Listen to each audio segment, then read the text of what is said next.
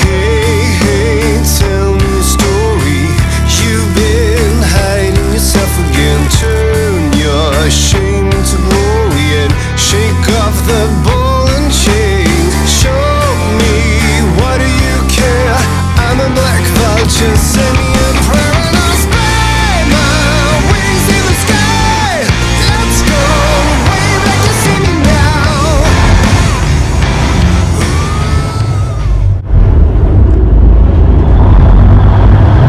Hey guys, so we have had some massive progress over the last 15 days for our dump and run schedule. Our engine crane here, we've put that together and that's made a huge difference to the boat. It makes it really easy to get stuff around the place. Our oil processor down here, so the oil processor was working okay, but we're going to make some modifications. So there's a bunch of people that put some comments in. We're going to start changing our system to improve it based on a lot of those comments. The rudder is off, the shaft is out, the bearings are out. They're on their way on a freight truck down to the other end of the country so that we can get the parts machined and get a new shaft in there. This is the inside of our generator.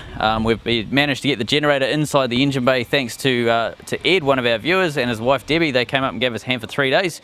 We managed to build a water-cooled exhaust and then mount the generator inside. This pile of steel and pipe is our stabilisers, so you can sort of see the curve on the end of these. They've been rolled and that's now going to form the stabiliser wing, so they're 8 foot by 3 foot. They're going to be welded onto the side of the boat in the next couple of weeks. John's coming up from Victoria. You can see our rudder over the back. He's going to be doing the bearings for the rudder, the shaft. We're going to be doing the stabilisers and also the generator. These beams of wood that are all been sitting here in the sun drying. A couple over the back here as well. These are for the spare bunk that's in the one of the forward cabins, and then there's also a couple of offcuts of insulation. We've just gone and started to insulate that room as well. Up the front of the boat we've got our fuel tanks. So we had to rebuild the ribs in these tanks. You can see the welds burning through the paint there. That's now been complete on this side. And on the other side we had to run a weld all the way around the panel. That's all finished. We just need to sandblast and then paint the inside of those tanks where the weld is. And then the cofferdam here just needs to be welded in and sealed up and painted. And then the hull is watertight. What I want to do though is show you a surprise. Brupeg needs a dinghy and we are literally halfway there. This is the good half of an inflatable aluminium hard bottom boat. So we ripped all of the tubes off, the rubber's given way, and this is a deep V aluminium hard bottom. So what we're going to do is get some tube rolled up, 400mm tube rolled up, and then we're going to start welding in aluminium pontoons all the way around. So we're going to have a really hardy expedition boat. Just a little update about the solar. We've got Nick who's coming from Tasmania actually. He's going to come and help us for a couple of days sort it, but we think that it's the charge controller which is the problem, so hopefully in the next few days we'll have that sorted. One of the jobs that we need to tackle is finishing off the last little bits for the fuel tanks at the front of the boat.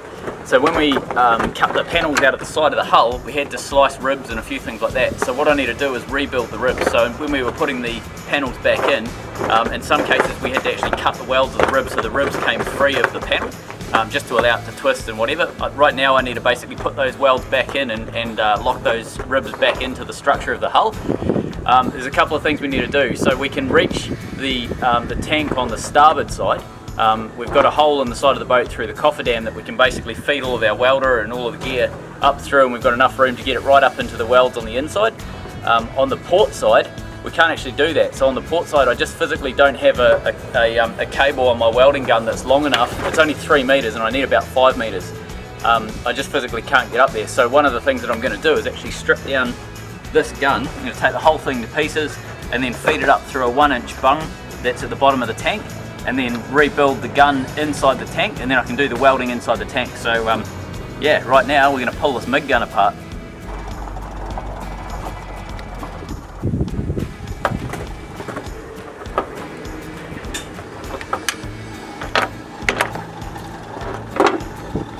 Alright, we should be able to get that up.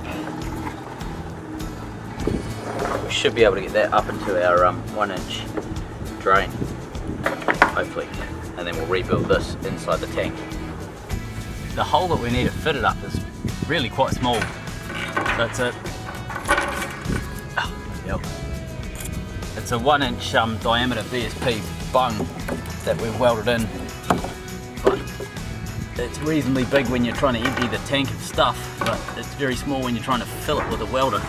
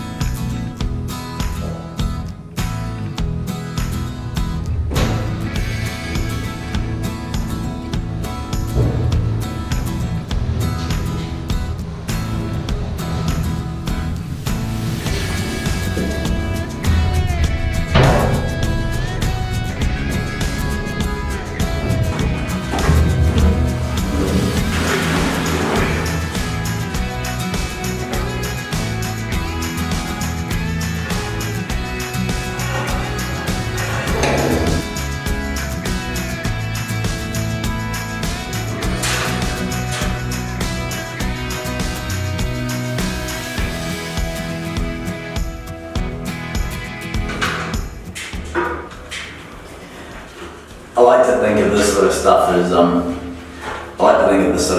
practice for when I'm stuck in the ice. I have to climb inside a bloody fuel tank to fix some random thing that's gone wrong, and that this is the easy time that I'm doing it. There you go. There's a grinder in there.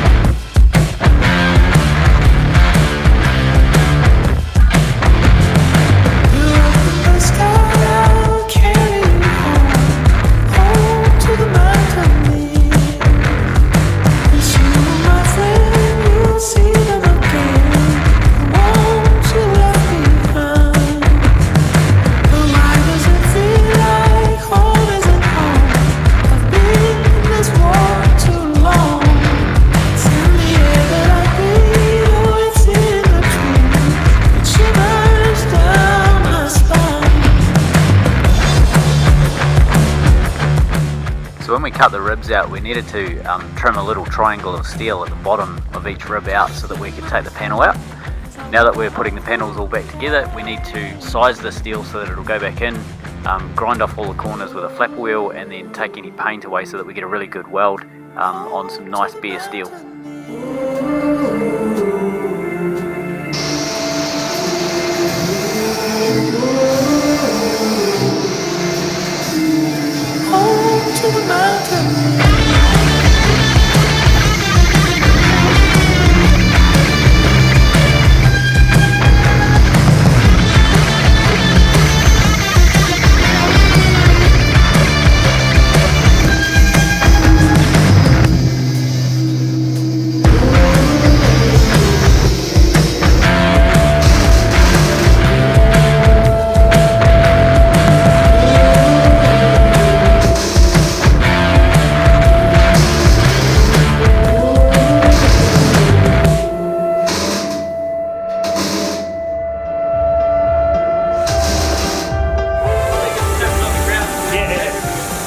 So the rudder coming off gave us the opportunity to put the wings on. This is what's going to help us prevent prop steer when we're manoeuvring in tight situations.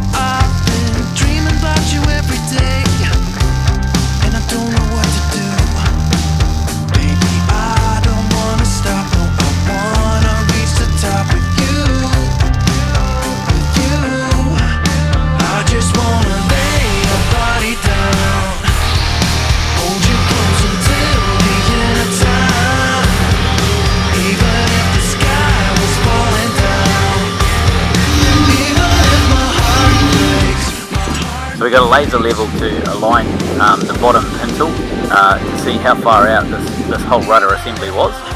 Once we'd figured that out, we were able to pull the bearings out, so we built a big threaded rod puller. This is a 25mm threaded rod, a great big piece of stainless at the top, and this allowed us to basically wind the top bearing out. So we're just using brute force to pull it out.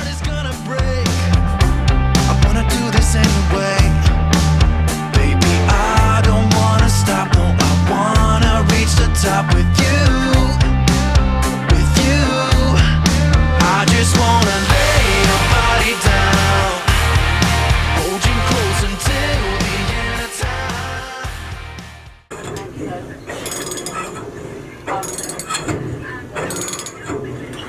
Secret starts, right?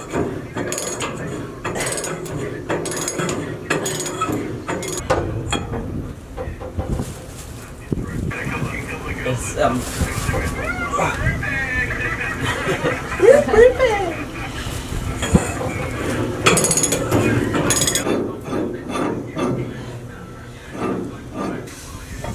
Hey, one bearing.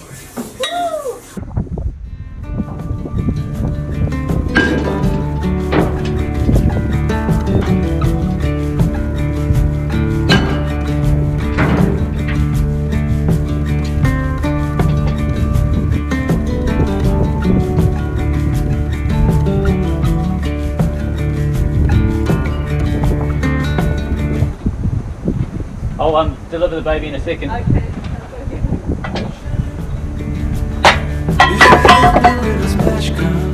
So I cool down. Won't you come on over? We can party till the sun's down. Baby, let me buy you a drink while we're dancing and think I could go for some weed with you. Hey baby, if you're looking for some pricing. Right, shaft. That's quite a bit bigger than I thought it was going to be. Yeah. Come on over. We can take the roller coaster. And you know everybody's looking for a ride in the water slide. So the new material arrived for Brupeg's new rudder shaft.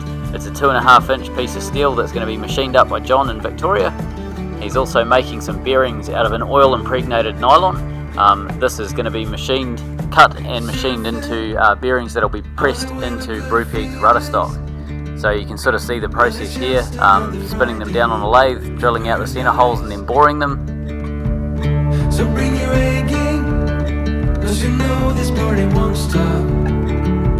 We can never run out of time, sipping strawberry lime. You know I wanna share it with you, share it with you, share it with you. And then this is what the finished bearings look like once they're all machined. A while back our stabiliser material arrived, so this is our 3-foot by 8-foot panels that we're building our stabilisers out. Ryan came up to give me a hand to unload them. We can take the roller coaster, and you know everybody's looking for a ride in the water slide.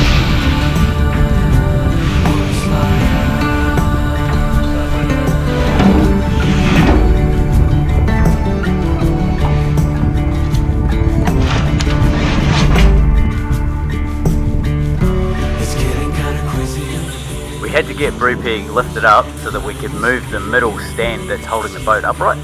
The reason we had to do that is because where the stand's located is exactly where we need to put our stabilisers. So the boat was lifted about an inch, and then the stabilisers were able to be loosened off, and then we were able to lever those back.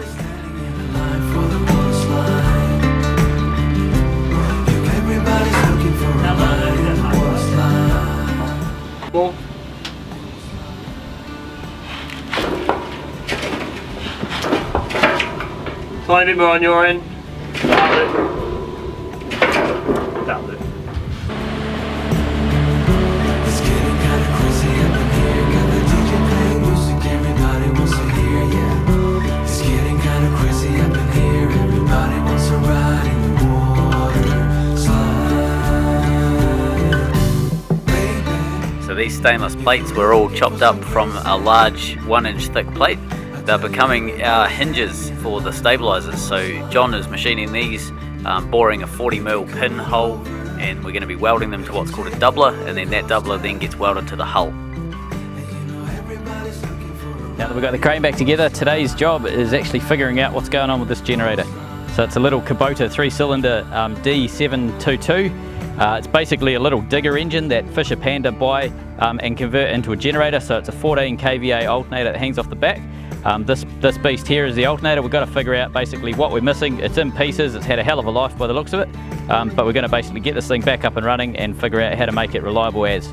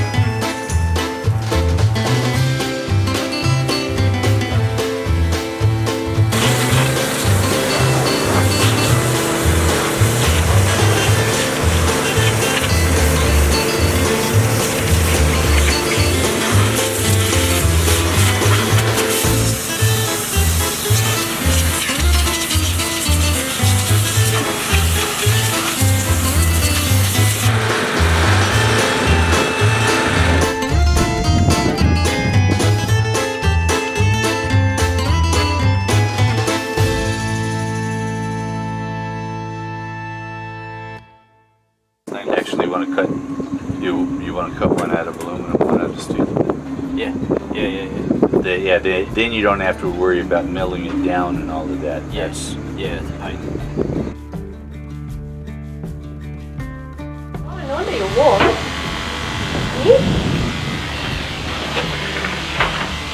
How's it going down there?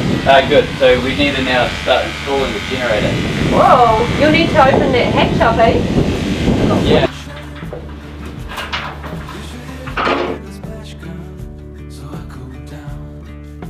You gonna help? Yeah. It's the dogs behind you, Dave.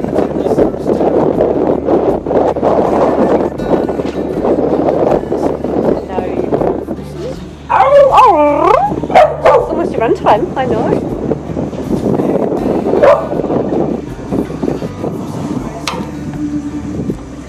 Now we'll swing it down to the roof. Takes a bit when we get there.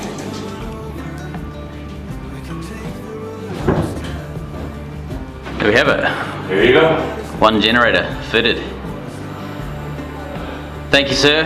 That was fantastic. You're welcome. And our mate Tim trekked north again. He gave us a hand to start putting a second bunk into our spare cabin at the front of Brupeg. On the way with good feelings. Well, it's just another Friday. So bring your A game, 'cause you know this morning won't stop. We can never run out of time sipping strawberry lime. You know I wanna share it with you, share it with you, share it with you. Hey, babe. So through into the spare room, we have our insulation. So that's starting to partially insulate out that room. So that's a 60mm covering of insulation. That's polystyrene that we're using. What we're going to do, you see that gap between the two where there's a blue or a dark grey line, sorry. That's going to have wood glued to it, and then that's what our wall panel is going to be fastened to. So it's about a 10mm strip of, or what's that, 3/8 an imperial. So yeah, roughly 10mm of wood, and then it'll be a plywood panel. So this bit behind the door is slightly different in that it doesn't get insulated per se, because if you can sort of see, if you look down the wall, that door actually fits in snug behind where that insulation is going to go. So if I go the other side, you can see it really clear. So you can sort of see the door jamb, and then you can see the insulation down the end there. It basically fits in, the door fits in snug into the wall, and that's so that we can have the widest possible door that we can going into that room.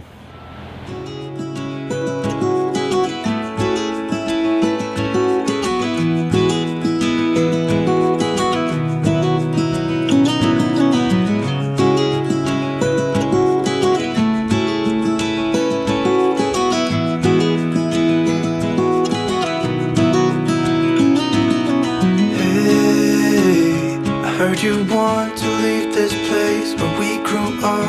This old town, just put it all behind.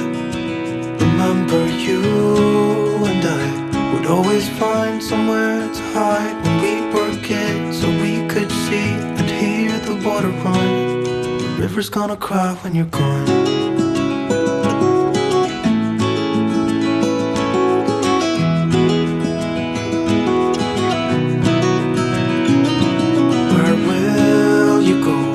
Won't you miss the ones you know? I'll be here, hanging on, waiting for your call. Seems like time as a wave passing by, leave a mark in our minds that turn to memories. The river's gonna cry when you're